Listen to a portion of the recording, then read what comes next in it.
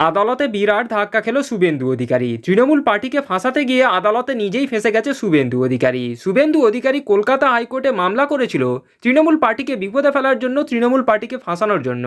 কিন্তু সেই মামলায় কলকাতা হাইকোর্ট আজ যে কড়া রায় ঘোষণা করেছে, তাতে উল্টে শুভেন্দু অধিকারী এখন কঠিন বিপদে পড়ে গেছে। উল্টে শুভেন্দু অধিকারী এখন বিরাট চাপে পড়ে গেছে।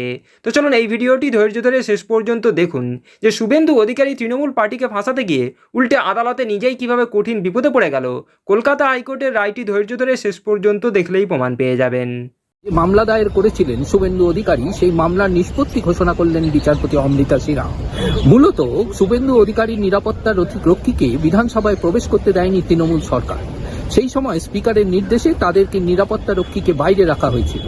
এরপরেই তৎকালীন বিরোধী দলনেতা শুভেন্দু অধিকারী কলকাতা হাইকোর্টের দ্বারস্থ হন।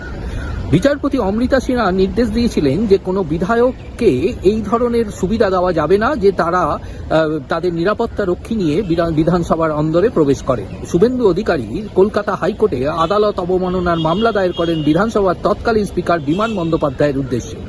সেই মামলার দীর্ঘ শুনানি চলে এবং সেই মামলায় শুভেন্দু অধিকারীর আইনজীবী বারবার দাবি করেন বিচারপতি অমৃতা সিনহার এজলাসে যে তিনি যে রায় দিয়েছিলেন সেই রায়ের অবমাননা করা হয়েছে।